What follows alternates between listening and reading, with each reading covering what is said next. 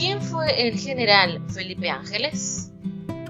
Al ser inaugurado el Aeropuerto Internacional Felipe Ángeles el pasado 21 de marzo del presente año, el cual se encuentra ubicado en el municipio de Zumpango, en el Estado de México, y que por su extensión territorial es el tercer aeropuerto más grande de la República Mexicana, detrás del Aeropuerto Internacional de la Ciudad de México y el Aeropuerto Internacional de Cancún.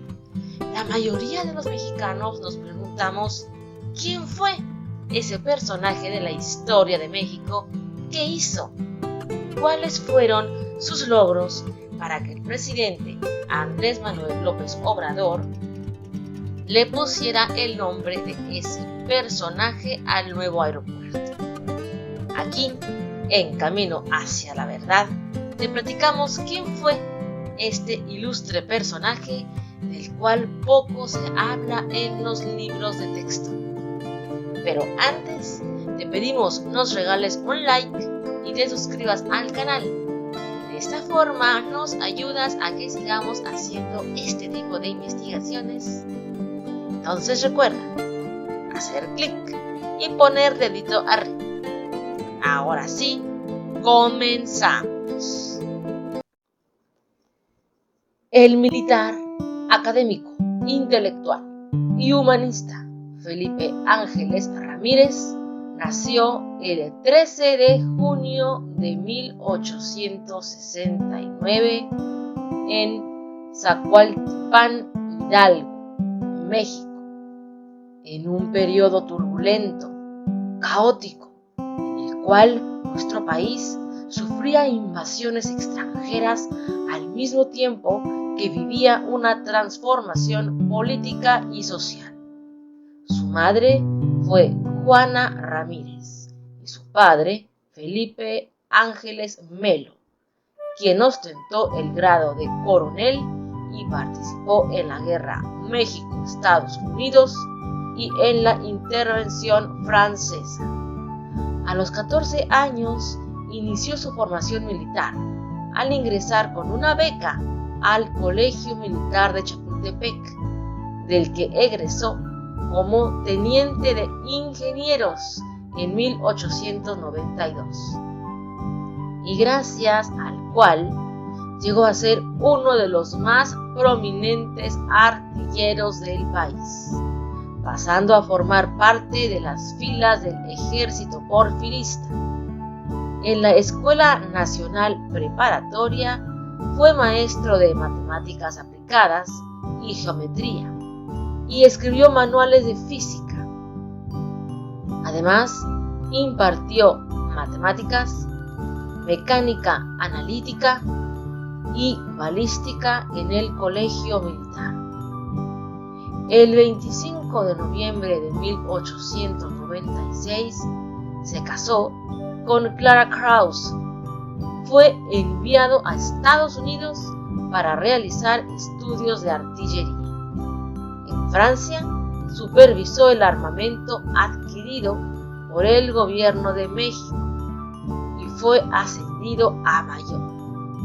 Le fue concedida la Orden de Legión de Honor por los méritos realizados durante sus estudios.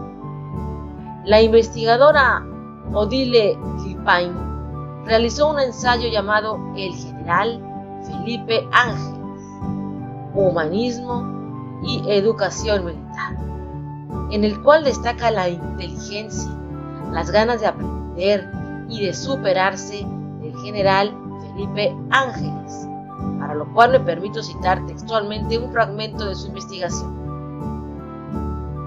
El afán de superación intelectual es una de las características de Ángeles y un elemento clave en su trayectoria poco común. Por un lado, fue y se asumió profundamente militar, pero jamás decayó en él la imperiosa necesidad vital, espiritual, ética del pensamiento libre.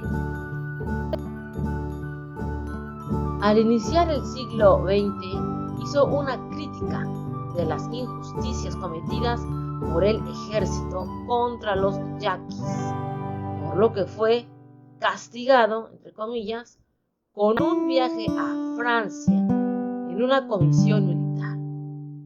Esta actitud marcó su derrotero político. Fue un militar con altas calificaciones teóricas, aunque con vocación de soldado activo. Fue criticado por iluso e irrealista. En Francia, siguió con su preparación como artillero, pero su estancia no se limitó a tratar con oficiales del ejército, sino además con la clase política. Así, tuvo contacto con la corriente ideológica basada en la libertad que forjó sus ideales, el liberalismo. Ángeles fue amante de la libertad en todas sus manifestaciones. Aplaudió la libertad religiosa y el laicismo en la educación. El estallido revolucionario lo sorprendió en Europa. Solicitó al gobierno permiso para regresar a México a combatir a los rebeldes, pero le fue negado, por lo que permaneció como lejano espectador de la insurrección maderista. Finalmente, regresó en enero de 1912, con Francisco I. Madero ya instalado como presidente constitucional. La simpatía entre ambos fue inmediata y el mandatario decidió ascenderlo a general brigadier y nombrarlo director del colegio militar, donde reformó la vida escolar, mejoró el servicio de alimentos, permitió a los alumnos salir en ocasiones especiales, incluyó deportes, promovió la cultura mediante cursos de redacción y creación literaria y reuniones donde participaban oficiales y alumnos por igual. Además, fortaleció el sistema de enseñanza de la artillería e impulsó el servicio militar obligatorio. Inspiraba un profundo respeto y orgullo entre los integrantes del ejército. Durante su dirección, el colegio militar inició un periodo de transformación, conocido como la época de oro de ese notable plantel. Un año después, comandó la campaña contra los rebeldes zapatistas, en la que evitó los excesos y crueldades que caracterizaron a sus antecesores Victoriano Huerta y Juvencio Robles, por lo que se llegó a ganar el respeto de Zapata. Su presencia en Morelos no trajo la deseada reconciliación de Emiliano Zapata con el maderismo, pero marcó una especie de tregua entre ambos bandos al evitar la mayoría de los enfrentamientos. Identificado por Madero como su amigo, al inicio de la decena trágica, en febrero de 1913, el presidente buscó al militar en Cuernavaca. Este regresó con él a la Ciudad de México, donde varios días después fue aprehendido junto con el presidente Madero y el vicepresidente Pino Suárez.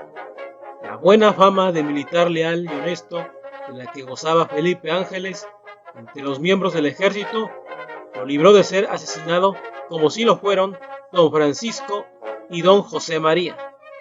El traidor Victoriano Huerta lo desterró a Francia.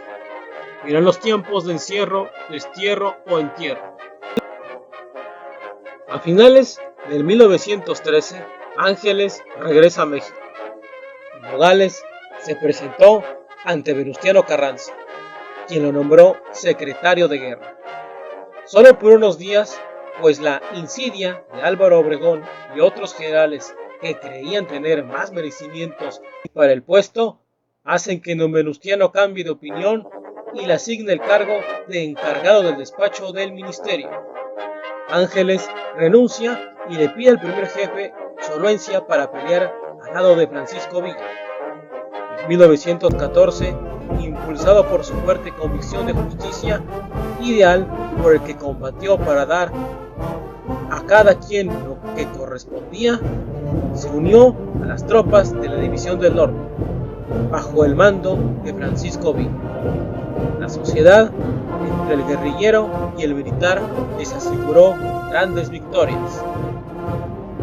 Como el gran estratega que participó en las 4 batallas que fueron decisivas para el triunfo del constitucionalismo: Torreón, San Pedro de las Colonias, Paredón y Zacatecas. Fue en esta última batalla cuando, a juicio de la mayoría de sus biógrafos, el general artillero alcanzó el cenit de su carrera de ser uno de los principales artífices de la victoria en aquella batalla. Aquel día, los cañones de la División del Norte rugieron como un atronador concierto, dirigidos por un magistral director de orquesta. En la División del Norte, Ángeles alcanzó enorme fama y prestigio, al mismo tiempo que se convertía en un ideólogo revolucionario, transmitiendo los principios democráticos del maderismo al movimiento villista. Acompañó al Centauro en el triunfo y la derrota, como jefe de artillería, como lugarteniente del general en jefe y al mando de una gran columna autónoma que operó en el noreste y obtuvo resonantes victorias. Luego de la caída de Huerta y con la guerra entre las facciones revolucionarias, la columna principal de la División del Norte fue derrotada por los carrancistas en las sangrientas batallas del Bajío de 1915, por lo que Ángeles participó en el lento repliegue villista. En medio de crecientes deserciones y traiciones, él se mantuvo leal al Centauro, como antes lo hiciera con Madero.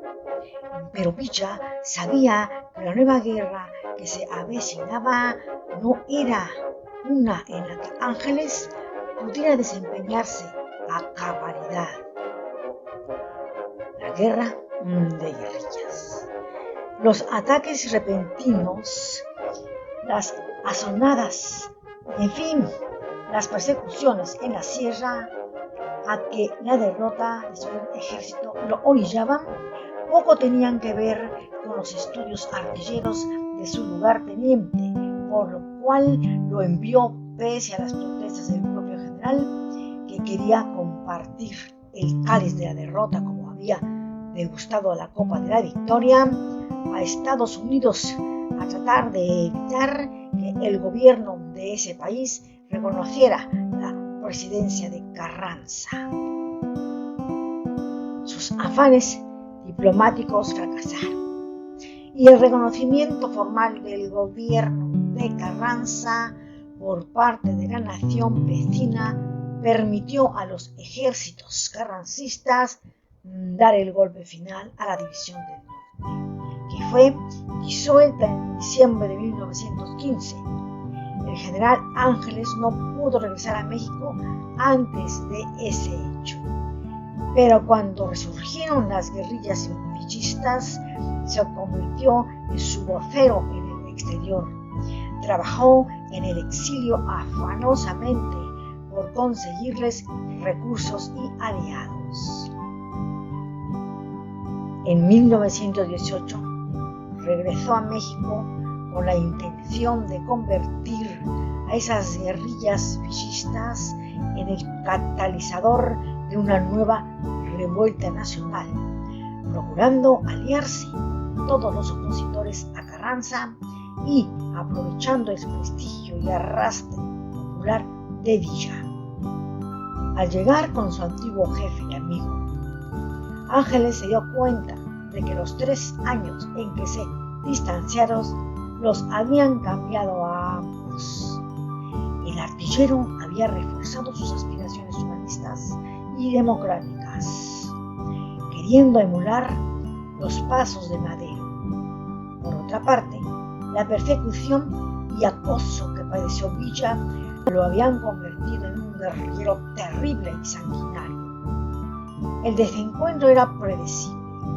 Luego de algunos meses en los cuales se mantuvo el profundo respeto y la añeja amistad, Ángeles finalmente decidió abandonar al Centauro y, con una pequeña escolta, partió en busca de la frontera, pero solo encontraría la muerte.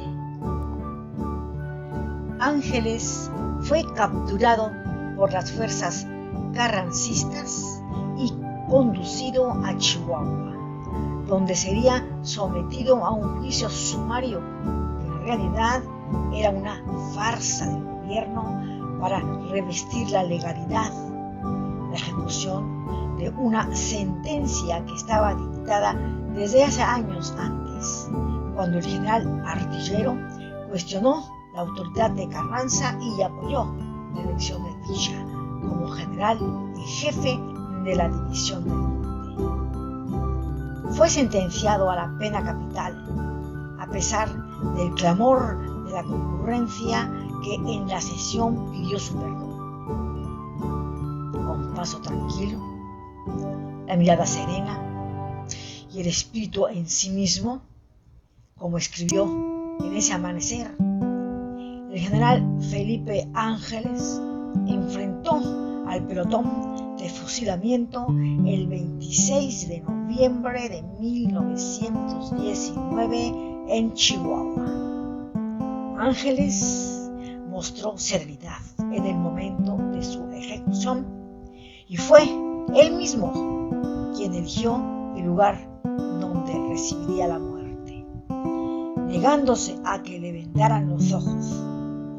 De acuerdo con lo reportado por periódicos de la época, como testamento político dijo durante su juicio: mi muerte hará más bien a la causa democrática que todas las gestiones de mi vida. La sangre de los mártires fecundiza las buenas causas. Así terminó la vida de uno de los caudillos más honestos y humanistas de la Revolución Mexicana. El 15 de noviembre de 1941, al cumplirse 21 aniversario de su muerte, fue nombrado en su tierra natal hijo del estado de Hidalgo. Se recuerda su frase más célebre: ¿por qué temerle a la muerte si no le temo a la vida? Se le recuerda como un hombre que siempre luchó por los ideales de libertad, justicia, progreso y el derecho a una vida digna para el pueblo de México. El patriotismo fue una de sus más grandes características. Es por ello que el gobierno del presidente Andrés Manuel López Obrador decidió que el Aeropuerto Internacional de Santa Lucía llevara su nombre en conmemoración de los casi 103 años de su fusilamiento. De ese modo, rendirle homenaje a los personajes que han formado parte de la historia de México y de muchos de los cuales se desconoce su labor a favor de la patria. Esperamos que este video haya sido de tu agrado y con él hayas podido conocer un poco más sobre México y sus héroes. Hasta el próximo video.